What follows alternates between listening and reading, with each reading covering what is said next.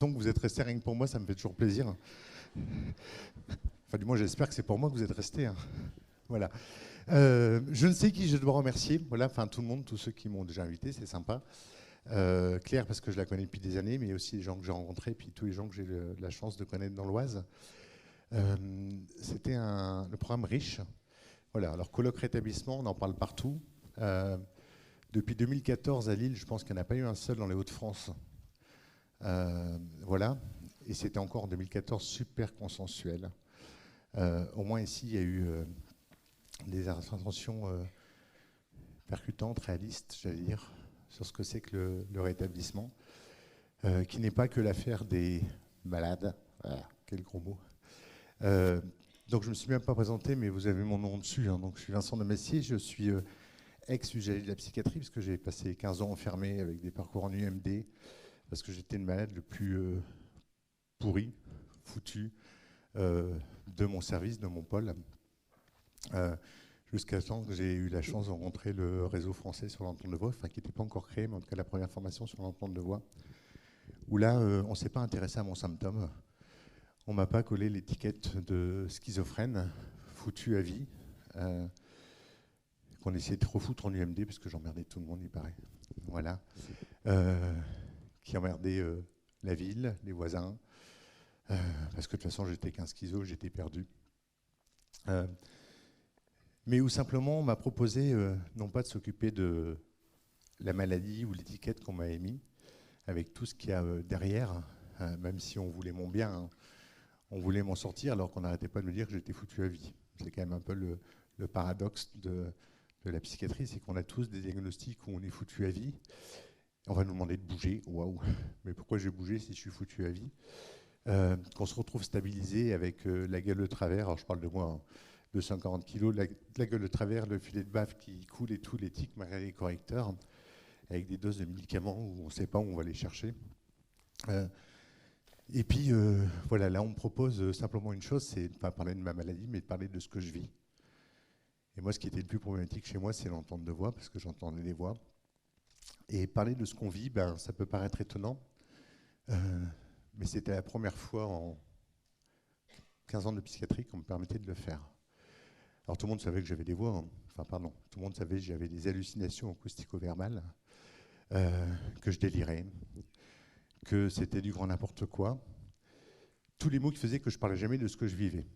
Le rétablissement, c'est ça. C'est pouvoir parler de ce qu'on vit, de nos expériences. Non pas d'une maladie, non pas de symptômes, parce que j'entends toujours des voix, alors est-ce que j'ai toujours le même diagnostic? Je ne sais pas, en tout cas j'ai plus affaire à la psychiatrie, enfin je travaille dans des services de psychiatrie, mais j'ai plus affaire, j'ai plus de psychiatre attitré, voilà, j'ai plus de traitement, même si j'étais à plus de 7 fois la dose autorisée, enfin d'autorisation de mise sur le marché, ne serait-ce que d'un neuroleptique. Le rétablissement, c'est parler de l'envie des gens, de ce qu'ils veulent pour eux. C'est pas spécialement, et j'ai aimé la réflexion de Céline ce matin, c'est pas spécialement dire on veut votre bien-être. Voilà.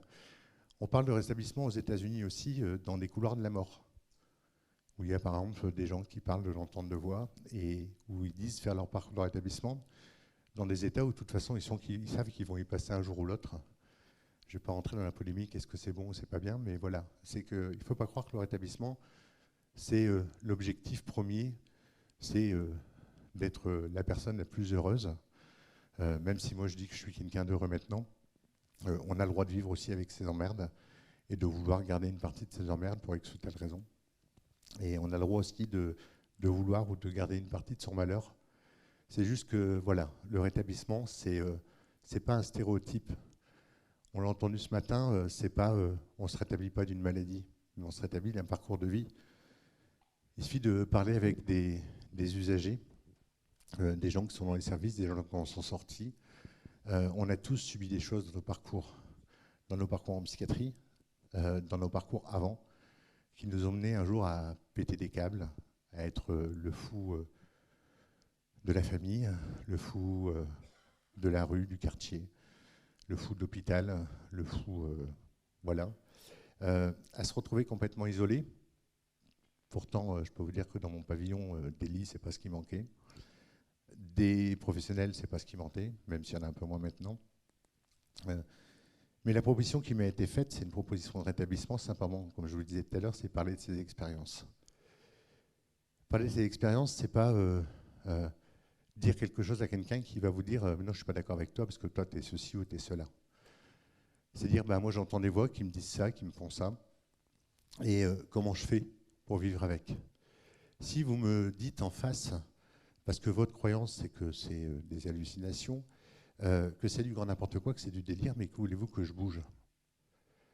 Si jamais j'entends des voix qui me menacent et que on entend sans arrêt, mais écoute-les pas, alors qu'elles sont là, hein, qu'on me dit non, mais c'est du grand n'importe quoi, qu'est-ce que vous me laissez comme pouvoir pour agir sur ma vie et donc agir sur mes voix pour ne pas finir complètement enfermé qu'avec elles et finir par leur obéir? Le rétablissement, c'est pas se rétablir d'une maladie, même si c'est trop souvent ce qu'on entend, ou si on l'entend pas dans les mots, c'est trop souvent ce qui est rapporté derrière. Parce que le système fait que systématiquement, on va chercher chez la personne tout ce qui ne va pas par rapport à des grilles médicales. Avec toute l'horreur que ça comporte, hein, parce qu'il n'y a pas que sur les voies où on doit s'énerver de temps en temps pour leur dire stop. Il y a aussi sur nos voisins qui abusent de nous, sous prétexte qu'on est fou et qu'on est incohérent. Il y a des services de l'État, quels qu'ils soient, qui nous discréditent parce qu'on met peut-être plus de temps que d'autres à parler, soit parce qu'on a, dans mon cas, les voix, mais aussi à cause des doses de médicaments qui font qu'on est ralenti, que de temps en temps, il faut nous répéter 20 fois la même chose avant qu'on comprenne. Et que trop souvent, dans toutes ces grilles-là, même si on dit non, non, mais là, c'est des citoyens, non, non, mais nous, c'est plus des malades, c'est des usagers, la seule grille de lecture qu'on a, c'est quand même le fou. C'est-à-dire le mec qui disjonque complètement, et le mec qui ne vit pas des expériences de vie, mais qui a des symptômes. Non, mais il est complètement barré, celui-là, t'as vu, il parle tout seul. Non, mais t'as vu comment elle est parchée, t'as vu comment elle intervient en plein milieu, là, comme ça, pour dire quelque chose. Et c'est toujours quelque chose qui ne va pas. Et quoi qu'on fasse, souvent, c'est la même grille qui revient. On a en face de nous, et vous avez en face de vous, des malades sur lesquels on va chercher ce qui ne va pas. À tel point que si je m'énerve, parce qu'il y a quelque chose qui ne va pas dans le service où j'ai été hospitalisé, on n'écoute plus ce que j'ai à dire sur le service et sur ce qui ne va pas dans le service. Parce que de toute façon, la première chose qu'on va me dire, c'est non, non, mais tu n'as pas le droit de t'énerver. Je voudrais bien voir le professionnel, l'aidant, qui ne s'énerve jamais. Moi, on m'a fait peur parce que, alors c'est vrai que j'ai tapé sur la gueule de gens, j'ai envoyé des gens à l'hôpital. Peut-être pour ça aussi que j'étais en UMD. J'ai pas été sympa avec mes soignants, parce qu'ils ont pris les coups d'extincteur, entre autres. Même si c'est bizarre, hein, dans mon hôpital, mais dans plein d'hôpitaux où je côtoie, c'est toujours les mêmes soignants qui se prennent les coups. Alors soit ils sont cons, soit pourquoi sont-ils toujours les mêmes et la cible de tous? Je me pose juste cette question. Le rétablissement, c'est se rétablir d'un parcours de vie, c'est d'arriver à avoir la vie qu'on veut. On est toujours, allez, il faut temporer. T'as un rêve. Et comme je disais tout à l'heure, t'as un rêve, mais pourquoi voulez-vous que je rêve de quelque chose? Vous m'avez dit que j'étais foutu à vie. Dans le meilleur des cas, je suis stabilisé comme ça. Et en fait, compte, on a en face de nous des gens qui n'y croient absolument pas. Mais nous, on doit y croire. J'ai bien aimé la deuxième intervention qu'il y a eu ce matin parce qu'on nous expliquait qu'en fin de compte, c'est vrai que dans les CMP, dans l'intra ou dans les services fermés, c'est encore pire. Vous ne voyez que des gens comme moi qui vont mal à un instant T. Et les autres, vous ne les voyez pas. Alors si, je suis content parce qu'il y a eu quasiment à tous les ateliers, même à tous, des usagers, des ex-patients, peut-être des gens qui sont encore suivis, mais qui vont mieux, qui vont bien, et qui pourtant ont tous eu des parcours dits hard, avec des professionnels qui ne croyaient absolument plus en eux. Si on a en face de nous des gens qui pensent autrement, mais pas dans les mots, parce que les mots, c'est bien beau, hein. On peut réviser tout le vocabulaire qu'on utilise, qu'on dit stigmatisant ou moins stigmatisant. Mais tous ces mots, en fin de compte, c'est une chose, mais il y a aussi tout ce qu'il y a derrière. Le sacro-saint Dieu psychiatrie, où de toute façon, on doit y croire, mais la fatalité, elle est là. C'est qu'on est à vie comme ça, et que jamais on nous montre un modèle de personnes qui s'en sont sorties. Trop souvent, alors là je vais taper un peu dur, mais heureusement il y a des MSP en France, hein, mais trop souvent on a le modèle de patient expert. J'ai rien pour les patients experts, hein, mais en service de diabéto, ils commencent à en revenir. Les services de diabétologie ont énormément avancé à un moment parce que c'était des associations d'usagers qui sont venues et qui ont commencé à expliquer aux autres usagers comment ils pouvaient faire. Et d'un seul coup, ils ont professionnalisé et ils ont embauché des usagers qui ont été sélectionnés non pas par d'autres usagers, après tout, je pense qu'ils auraient pu sélectionner mieux que ça, mais par des chefs de service, par des médecins, par des équipes, qui ont dit, tiens, on va reprendre celui-là parce qu'il respecte tous nos protocoles à la lettre. Et on en vient dans les ETP maintenant, les fameux ETP qui découlent de la diabétologie, à deux ETP où on dit, non mais zéro écart. Là où avant ça marchait, parce que si j'avais un diabète et que j'avais envie d'aller à un mariage, j'avais le droit de manger un petit bout de gâteau, alors pas la grosse part, hein, le petit morceau, et puis on expliquait comment faire. C'est ça, c'est que toujours, on essaye de ramener à sa croyance du médical, du 100% malade, et on s'occupe que de la maladie. Moi, je suis contre mon diagnostic, alors on m'a dit que j'étais schizophrène. Ça ne veut pas dire que... Alors j'étais dans le déni constamment de ma maladie, hein, certains le diront peut-être encore maintenant, mais quand j'ai commencé mon parcours de rétablissement, je n'ai jamais autant pris conscience de toutes les difficultés que j'avais. Les difficultés de toujours entrer et sortir de l'hôpital, les difficultés du fait que, à force, j'avais plus aucun ami, où les seuls amis que j'avais, c'était des amis de la Sainte-Touche, qui venaient chercher mes sous quand je touchais pour... Alors, ils étaient sympas, hein, mais ça, c'est du rétablissement, par exemple.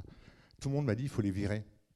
Mes seuls amis qui venaient, quand je touchais ma pension, parce qu'ils venaient avec moi pour faire mes courses, acheter quelques bouteilles d'alcool, hein, puis après, ils demandaient gentiment, on n'irait pas chercher de quoi fumer.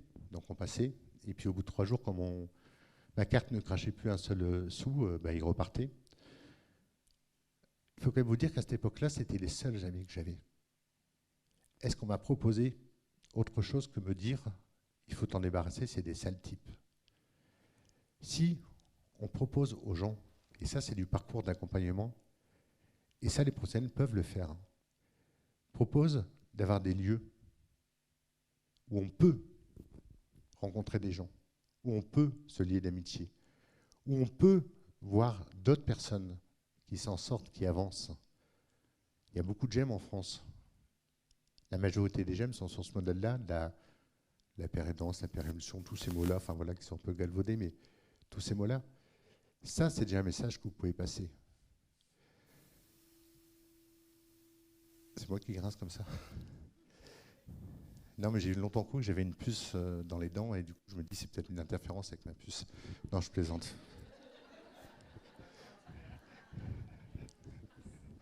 Je ne sais pas être sérieux très longtemps. Mais... Et en même temps, on ne sait jamais. Mais c'est comment vous pouvez nous accompagner différemment.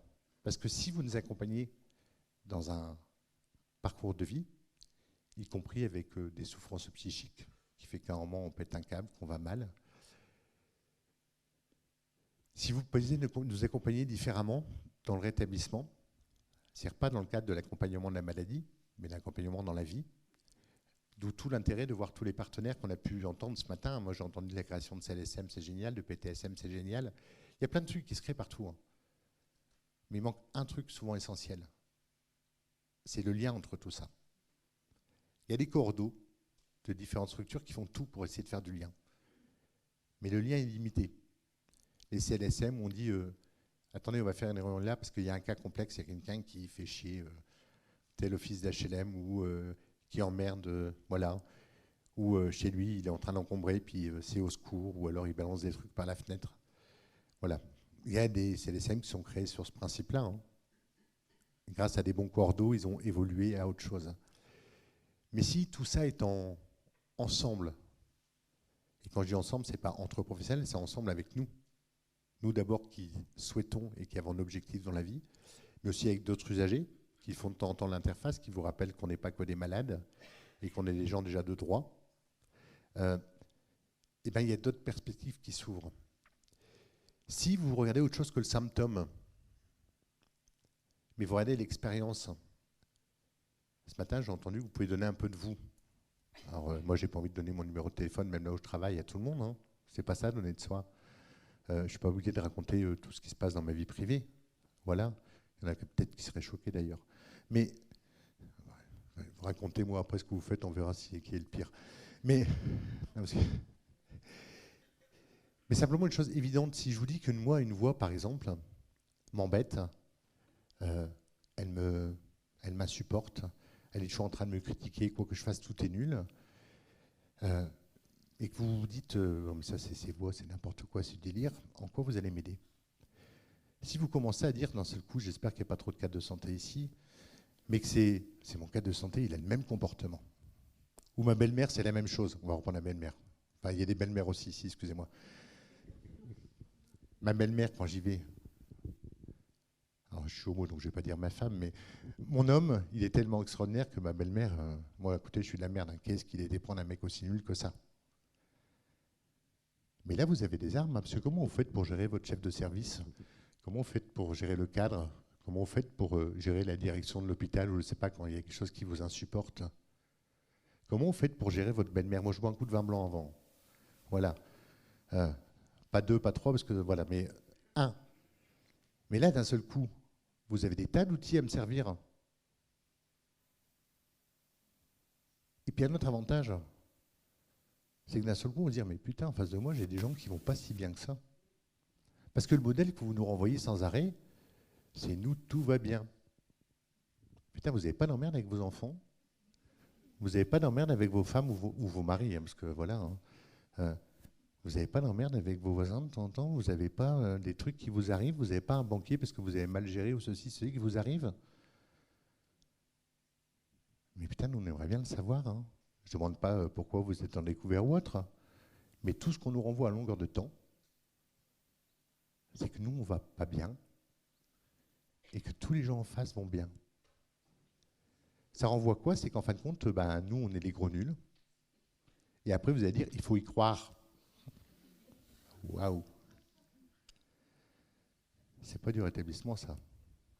Et c'est pas de l'accompagnement. L'empowerment, vous savez, la prise de... Allez, il faut que tu t'empower. Vas-y, fais-le. Moi, je veux bien. Hein. Pourquoi je bougerais? Pourquoi je bougerais? Parce que de toute façon, tout est figé autour de moi. S'il y a des gens qui commencent à bouger petit à petit autour de moi, qui ont des envies, qui me parlent différemment, qui me disent qu'ils croient à autre chose que la fatalité, que je pense de moi, que eux peut-être pensaient de moi, ou que d'autres collègues pensent, dans ce cas-là, je vais avoir une ouverture pour pouvoir croire en autre chose. Pour pouvoir me dire que, peut-être que je pourrais sortir enfin de ce cercle infernal, d'être hospitalisé, attaché sous contention. Que si d'un seul coup on m'écoute, on pourra peut-être comprendre pourquoi à chaque fois j'ai pété un câble, pourquoi j'ai tapé, pourquoi je me suis retrouvé en contention, en isolement. Pourquoi quand il se passe des choses terribles dans les services, il se passe partout, hein, il y a des réunions pour tous les professionnels. Mais les choses sérieuses, elles sont passées où? Dans les pavillons. Et les autres usagers, ils ont le droit d'en parler? Non, mais il ne va pas bien. Ouais, mais moi, en tant qu'usager, je vais bien.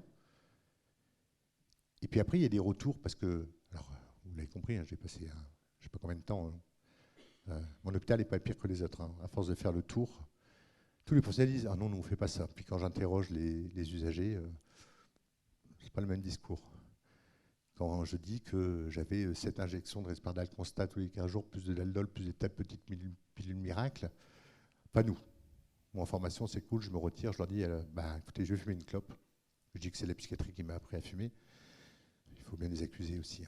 Et puis je leur dis, réfléchissez à ce que vous mettez, vous, comme injection. Puis là où c'est nous, on ne fait pas ça, dans tous les hôpitaux, il y a des cas comme ça, auxquels on ne croit plus, parce que c'est toujours celui qui est foutu, qui est mal barré, qui est voilà. J'ai perdu le fil de ma conversation. Ça vous arrive jamais, vous? Ne regardez pas avec un trouble, s'il vous plaît. Là, je regarde. Voilà. Où sont les médecins que je regarde qui peut m'enfermer? Il n'y a pas que les médecins. Parce qu'on dit que c'est les médecins qui enferment, qui enferment. Mais moi, j'ai vu des services. Parce que eux allaient mal. Ils n'avaient pas envie de gérer des moments où les gens vont mal. Et du coup, même s'il y a un psychiatre qui ne veut pas, on met la pression à l'interne. Quand le psychiatre n'est pas là, en disant « Sinon, ça va gueuler ici ». L'interne, il a peur. Il signe. Puis après, on ne sait plus pourquoi on est enfermé. On ne sait plus pourquoi le mec est révolté, mais il est révolté parce qu'il ne comprend pas pourquoi il est enfermé, parce que déjà, on lui explique rarement. Ou si on lui expliquait, c'est au moment où il était en train de se défendre pour ne pas se faire attacher. Donc, je n'ai pas eu l'explication là-dedans. Et qu'après, on ne revient pas. Mais si je reviens, voilà, je savais ce que je disais. Les retours sur des situations. Les autres gens dans le pavillon, on parle avec eux de ce qui s'est passé. Et puis, la personne qui est soi-disant l'agitateur, est-ce qu'on refait un tour en arrière et qu'on lui demande, mais qu'est-ce qui s'est passé là? Pourquoi on en est arrivé là? Parce que l'événement, il n'est pas que l'événement des professionnels dans un service fermé.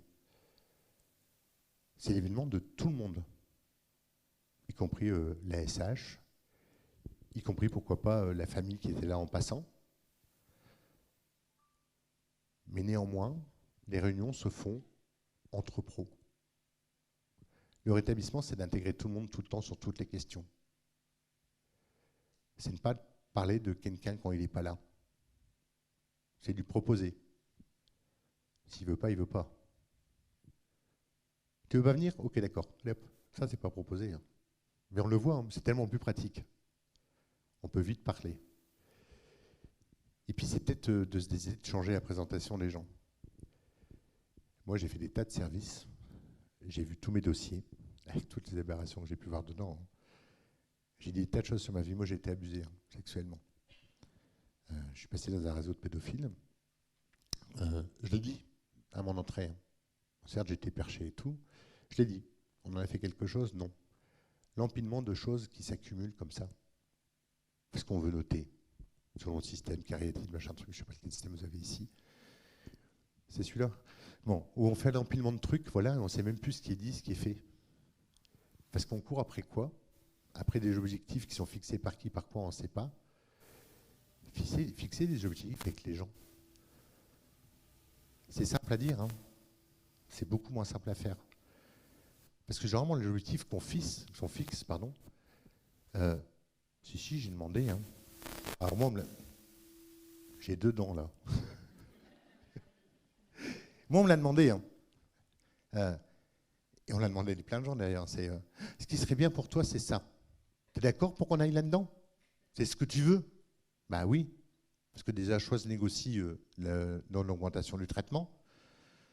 Parce que si je dis non, ça risque de chauffer pour certains. Soit si je dis non, est-ce qu'on va me laisser sortir de l'hôpital? L'adhésion, c'est aussi pourquoi on dit oui. Ça demande un changement complet pour que les gens fassent leur parcours de rétablissement, non pas de la maladie, mais parcours de rétablissement de leur vie, en prenant compte non pas de symptômes, mais d'expériences. Mais vous verrez que ça va changer plein de choses. Parce que si vous commencez à nous donner voilà comment vous gérez votre belle-mère ou votre chef, peut-être que vous allez dire, mais moi, est-ce que je ne dois pas faire mon parcours de rétablissement? Est-ce que quand quelqu'un dit qu'il va se suicider, je réponds à son besoin ou est-ce que je réponds à ma peur que le mec se suicide et qu'on me fasse un reproche si ça se passe? Nous, on a des tas de peurs. Alors moi, j'avais peur de mes voix, j'avais peur de tout le monde face à un moment. Donc la seule réaction qu'on me laissait faire, c'est de taper dessus. Enfin, me laisser faire pas longtemps, mais bon, voilà. Mais peut-être que vous ferez aussi vos parcours de rétablissement. Peut-être que bah, du coup, les choses évolueront. Peut-être que vous aussi, vous irez mieux. Parce qu'on dit toujours que le cadre, non, je ne parle pas du cadre de santé là, cette fois-ci, hein, mais le cadre de travail, il est comme ça. Ah, mais c'est comme ça, voilà. Réfléchissez le nombre de fois où vous avez dépassé l'autorisation du cadre de travail, là, parce que ça vous a arrangé. Mais dans l'accompagnement de quelqu'un, on ne peut pas faire un peu la même chose? Individuellement, selon ce qu'on peut faire, pousser un peu à droite, pousser un peu à gauche. Dire à la personne, tiens, parce que nous, en face, on dit, tiens, il bouge. Nous, on le connaît, le cadre. Hein. Enfin, on pense que le cadre, il est comme ça. On n'a pas le droit de téléphone. Ah bon, ben, la loi l'autorise pourtant. C'est pas à l'hôpital. Moi j'ai de temps en temps, il y a des gens qui me viennent voir, alors je suis RU, mais je ne suis pas que ça, et qui me disent, oui, on me prive de téléphone. Et là, quand je dis, ben, ils ont le droit de leur téléphone, c'est la loi. Ah oui, mais il appelle sans arrêt ses parents.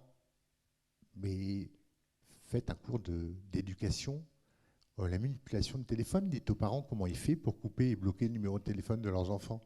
Il pourra appeler longtemps, hein, ça ne va pas sonner. Moi, les gens qui me font chier, je vous jure que je les bloque. Et c'est pas la psychiatrie de les bloquer. Vous êtes quoi? Juge, parti, flic, je ne sais pas. Et puis si ça va trop loin, c'est le droit commun. C'est du harcèlement, on porte plainte. Simplement parce que, là aussi, hein, si on n'est que des malades, qu'on n'est jamais responsable de rien, c'est un fou. Moi, ça me choque toujours un peu. Parce que moi, j'ai tapé des gens, je vous jure, de la ville où j'étais hospitalisé et où j'ai fini par habiter. Les blonds de la lunette, j'avais sur les blonds de la lunette, mais ça, c'est ma parano, mais la parano qui s'explique. Hein. Parce que si on a peur et qu'on devient complètement, aux yeux de certains perchés, il y a une histoire derrière qui fait qu'on arrive là, même si vous êtes un peu tous parano. Qui n'est pas parano ici? Ça me rassure, c'est un monde sain. C'est simplement que celle qui s'est fait taper dessus, dans le pire des cas, je lui ai cassé ses lunettes. Dans le pire des cas, ou dans le moins pire des cas, elle est juste tombée par terre. Mais elle a été super saisie. Hein. Et quand elle va porter plainte, on va lui dire, mais c'est un fou. Elle est où sa place de victime? C'est-à-dire qu'elle, on va lui foutre alors votre fameux bien-être, mais on va la foutre mal. Hein. Et vous allez la récupérer dans les services de santé mentale.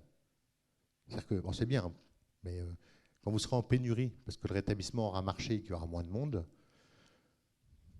voilà. C'est ça que vous aurez. Enfin, mais là, honnêtement, si on m'avait un peu culpabilisé. Alors culpabiliser, c'est pas dire ouh, t'es nul, t'es ceci, t'es cela. C'est responsabiliser, pardon. Je parle mal de temps en temps. Je peux même pas dire que c'est le neuroleptique, j'en ai plus. Excusez-moi. Mais c'est responsabiliser les gens. Moi, les premières personnes qui m'ont responsabilisé, c'est parce que j'avais des voix qui me demandaient de tuer.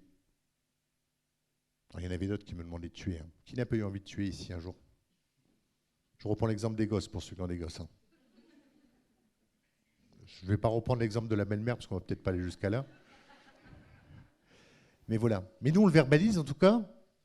C'est tout de suite. On ne peut même pas en parler. Mais moi, quand je suis énervé encore maintenant, c'est le nombre de gens que je veux tuer. Voilà, c'est pas pour autant que je le fais. Mais du coup, quand on est en difficulté par rapport à quelque chose, on ne peut même pas en parler. Parce que la réaction déjà d'avant, pour une simple pensée de quelqu'un qui nous dit dans celui-là, je vais le tuer, on voit les conséquences. La première chose où j'ai pu en parler, c'est un groupe d'entendeurs de voix. Où là, je leur ai dit ce qui se passait. Et pourquoi j'obéissais aux voix. C'est pas parce que c'est toujours qu'il y a soit un chantage, soit qu'on a peur d'elles. Moi, en l'occurrence, elles avaient tué ma mère, elles avaient tué mon frère, faire venir ma grand-mère sur Terre. Voilà. On y croit pas, je m'en fous. Mais en tout cas, il y a des gens en vent, à côté de moi, pardon, des entendeurs, qui eux se sont dit, ok Vincent, explique-nous plus. Et j'ai tout détaillé. Et ils m'ont dit, mais t'as jamais refusé? Non. Mais jamais, jamais. Ça va pas vous. Et parce qu'il y avait un lien de confiance, hein. Mais pas un lien de confiance que c'était des entendeurs, même si c'était plus simple, parce qu'au moins ça avait l'expérience que je vivais, même s'ils n'avaient pas exactement la même. J'ai réfléchi. Et j'ai dit, ben non, j'ai déjà désobéi. Parce qu'une fois, je ne pouvais pas. Hein, alors c'est mon homme qui a pris le plus cher, honnêtement. C'est devenu mon meilleur ami, voilà. Euh, mais je l'ai mis jusqu'à des... Je sais plus, enfin, j'ai dépassé le mois d'ITT. Hein. Voilà. Heureusement, il avait la manière de s'enfuir au seul moment où il pouvait pour ne pas être mort. Euh, mais une fois, je ne lui ai pas tapé sur la gueule pour le tuer, alors que les voix demandaient, parce qu'il avait fait une fête en bas, avec ses amis à lui. Et je lui dis, de toute façon, je descends en bas, c'est bien bon, ça va gueuler dans tous les sens, on va m'attraper, enfin, c'est des pompiers, les machins, les polices, parce que alors là, chez moi, ils arrivent un temps record. Hein. Dites que c'est un... Enfin, j'ai changé quand même de quartier, hein, force. Mais le moins de problème, hein, vous disiez celle de Massier, il venait plus vite que si vous étiez en train de vous faire violer. Hein, c'est ça qui est dramatique. Hein. Je m'excuse du gap, mais c'est juste pour vous dire que voilà la représentation qu'on a sur la folie. Et là, j'ai désobéi. Et d'un seul coup, j'ai eu peur. Hein, parce que alors, ma mère, je la harcelais. Hein. Je lui ai dit, mais t'es sûr, t'es vivante là T'as la voix du Nord? Oui, je suis du Nord aussi, moi. T'as la voix du Nord? Ok, telle page. C'est quoi la troisième lettre? C'est quoi sur la quatrième ligne? Et puis hop, vite, telle page. Mais pourquoi t'es si longue? Comment ça se fait? Des fois qu'il y avait un robot derrière qui cherchait. Enfin voilà, je trouve que le robot est plus rapide que ma mère, mais bon, je n'y avais pas pensé à l'époque. Et ma mère s'est inquiétée. Hein. Après, j'ai appelé mon frère. Il m'a dit, mais ça ne va vraiment pas Vincent. Il m'a raccroché au nez. Hein. Il a appelé ma mère, enfin mes parents. Et il faut mettre Vincent à l'hôpital parce que là, ça ne va plus. Hein. J'ai cherché partout dans la ville pour voir si je voyais ma grand-mère. Je ne l'ai pas trouvée. J'ai quand même été au cimetière pour voir si sa tombe avait été décelée. Elle ne l'était pas. C'est pas une preuve non plus, mais bon, voilà. Mais n'empêche que le fait d'y avoir parlé, ça a mis un doute. Et ça m'a permis d'agir différemment avec les voix. Ça m'a permis de prendre des risques, où j'ai refait tout le tintouin du circuit de ma mère, le machin, les messages et tout. J'ai même été chez elle, je l'ai pincé. Voilà. Mais pas une petite pincette comme ça. Hein. C'est un de ces bleus, voilà. J'ai même cru après, j'ai dit, ça y est, elle va appeler la police, c'est pas possible. Mais c'est ça. Si on s'intéresse à l'expérience, on trouve des solutions. Moi, j'entends les voix. Est-ce que ça fait de moi un schizo? Non, elles ne me posent plus de problème, les voix, moi. J'ai une relation. Alors, le discours, il est toujours aussi méchant, agressif, et je m'en fous. Elles sont plus dominantes. Mais en même temps, c'est compliqué de prendre le pouvoir sur quelque chose qui est dominant. Parce que moi, à l'école, quand j'ai commencé à disjoncter déjà, mais pas à cause des voix, hein, parce que j'étais en train de me faire abuser, la première chose qu'on a dit, c'est ah, celui-là, il est impertinent, il est insolent, il est celui-là. On ne m'a jamais demandé pourquoi, d'un seul coup, j'avais changé. Et c'est toujours comme ça. On ne m'a jamais demandé le pourquoi. Et puis en psychiatrie, c'est quand même un système super dominant qui sait tout sur nous. Et c'est compliqué. C'est pour ça qu'il faut envisager autre chose, changer. Moi, on me traite d'antipsychiatrie. Alors honnêtement, l'enfermement, je ne comprends toujours pas. Quand j'entends, c'est pour les contenir, ça leur fait du bien, il n'y a que des professionnels qui disent ça, ou des usagers qui veulent se barrer et qui disent ça. Mais aller dans les gemmes pour ceux qui l'ont subi, il n'y en a aucun qui dit « Ouais, c'était génial, j'aimerais bien y retourner ». Il y a des solutions autres. Pas des solutions miracles. Hein. Si vous croyez au miracle, on est mal barré. C'est comme nous, hein, on croit au miracle. On pense que le médicament va nous sauver. Ça peut être dans le meilleur des cas une béquille, hein, quoique. Mais c'est la problématique, souvent, de la psychiatrie. C'est qu'on propose un choix. Mais ce n'est pas un choix, parce que ces médicaments n'ont rien. Le médicament, moi, je l'ai arrêté plein de fois, hein, directement à la case prison, enfin l'hôpital psychiatrique. Mais quand j'ai pu mettre des choses, des outils de rétablissement, bah là, j'ai pu changer. Là, j'ai pu commencer à négocier mon traitement. Bon, ça ne marchait pas, mon psychiatre ne voulait pas. J'ai pu commencer à tricher. Il ne faut pas le dire. Mon Dieu, bah si. Et c'est comme ça que j'ai réussi à m'en séparer. Parce que d'un seul coup, il y avait d'autres alternatives, il y avait d'autres gens. Et dans mon parcours, j'ai trouvé des professionnels aussi, il ne faut pas croire. Hein. Moi, j'avais fait la formation sur l'entente de voix. Donc ça m'aidait bien. Mais c'est comme ça qu'on avance. Si vous nous considérez toujours comme foutus, ne dites pas que vous faites du rétablissement. Si vous ne croyez pas en nous, si vous ne croyez pas en tout le monde, ne faites pas de rétablissement. La réhabilitation psychosociale, comment je vais dire ça politiquement correct? Je vais me faire pas des amis là. C'est bien. Il y a des bons outils. Il y a peut-être des outils de rétablissement. Mais ce n'est pas du rétablissement. La première des choses, pourquoi ce n'est pas du rétablissement? Parce que c'est une sélection bétaillère. Je n'aurais jamais pu accéder au moindre programme de réhabilitation psychosociale dans l'état où j'étais parce que personne n'aurait cru en moi. Et toutes les échelles de valeur qui étaient basées, non pas sur mes désirs de vivre ou de revivre, que je n'avais d'ailleurs pas, mais sur une grille de symptômes, de capacités ou de choses incapacitantes, je n'aurais eu le droit à aucun programme. Pourtant, dans mon parcours, avec l'aide d'autres personnes qui vivaient la même chose que moi, des pairs, je suis retourné dans les services de psychiatrie, pas pour me faire enfermer, pour flatter mon psychiatre. Je peux dire que grâce à tout son travail, j'avançais beaucoup, pour aller chercher des outils qu'il m'a proposés pendant des années. Mais pourquoi faire, je ne sais pas. Je ne vais pas vous raconter les notes de mes cendriers que je faisais, parce qu'on me dit stop. Non, mais je suis parti pour des heures. En plus, ils ont voulu m'avancer le machin pour qu'on finisse plus tôt. Puis après, mais il ne faut jamais finir avec moi. Mais toujours est-il que, voilà, le rétablissement, ça ne concerne pas que nous. Vous allez aussi faire votre parcours de rétablissement. On sera tous ensemble. Ça sera une autre psychiatrie où les gens oseront pousser les portes du CMP parce qu'ils n'auront pas peur d'être catégorisés comme des fous. Où les gens viendront vous parler de problèmes de la vie. Où là, les psychologues, les médecins, pourquoi pas des psychiatres qui auraient...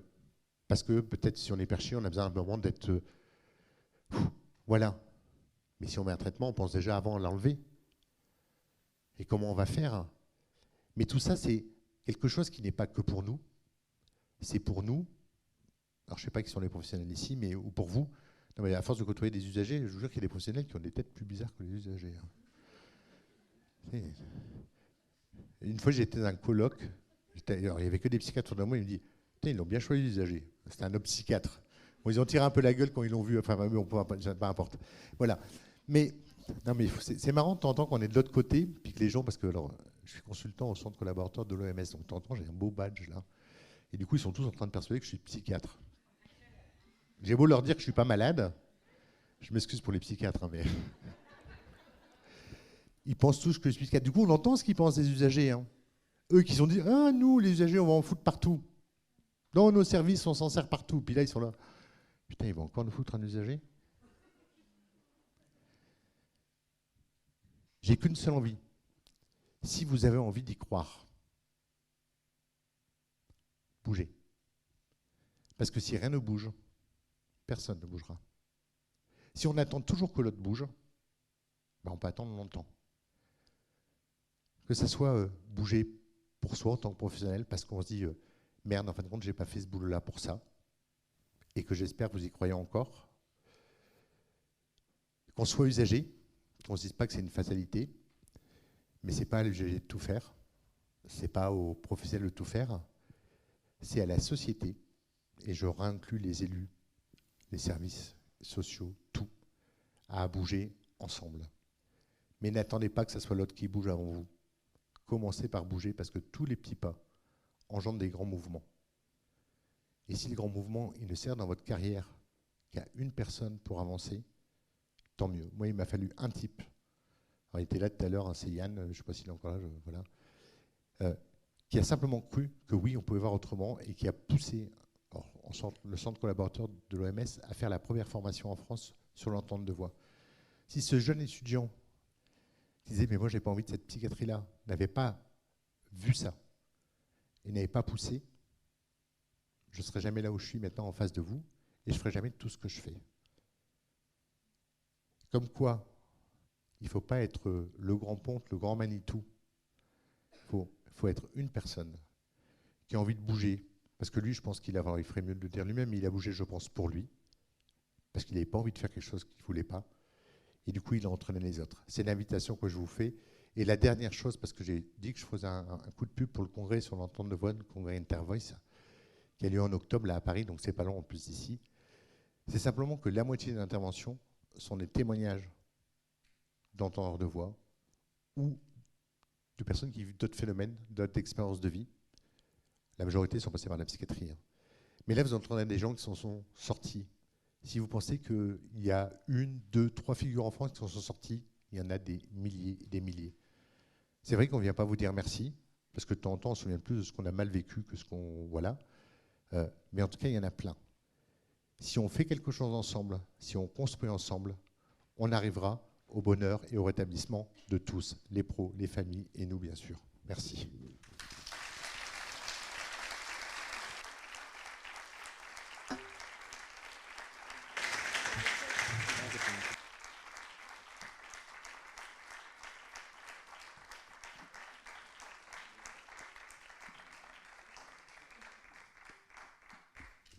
Merci Vincent Demassier pour ce témoignage. Merci beaucoup pour tous ces éléments qui traitent du rétablissement pur et dur, mais par rapport à une expérience de vie. Est-ce qu'il y a des questions, des remarques? Non. Vous êtes de bons élèves alors. Ou bien vous êtes tous pressés de partir. Je ne sais pas. Non. Peut-être, peut-être. Soyez francs quand même. Moi j'ai une question. J'ai une question s'il vous plaît. Le congrès, c'est à Paris. Et c'est quand, vous avez dit?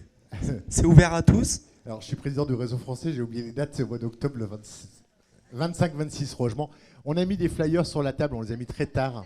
Bah, je vais retenir, c'est la date de mon anniversaire. Donc, C'est quelle date alors? 25, 26. 26, 27. Claire, en plus, tu me souffles mal, alors je m'appuie sur toi, mais alors là... hein. Voilà, mais il y a des flyers. Vous tapez Rêve France, hein, revfrance.org, et vous aurez toutes les infos. Voilà. Merci beaucoup. C'était pour faire de la pub, c'était bien de poser la question. Vous avez raison, il n'y a pas de souci. Merci. Merci à toutes et à tous d'être venus. Cette intervention clôture le colloque sur le rétablissement en santé mentale. J'espère que cette journée vous a plu. On a passé de nombreux mois avec le comité d'organisation du projet territorial de santé mentale pour vous proposer cette journée avec des thématiques diverses et variées. Donc j'espère que cette journée vous a vraiment plu. Sachez que l'ensemble des plénières, donc la plénière de ce matin et cette intervention-là, seront disponibles prochainement en rediffusion sur YouTube, donc sur la chaîne du PTSM de l'Oise. Donc on va mettre ça en ligne prochainement. Normalement, j'ai toutes vos adresses mail si vous avez bien renseigné vos adresses mail sur l'inscription. Donc je vous transmettrai toutes ces informations-là en temps et en heure. Et je tiens à remercier l'ensemble des personnes qui ont été impliquées dans l'organisation de ce colloque. Je tiens à remercier tous les intervenants.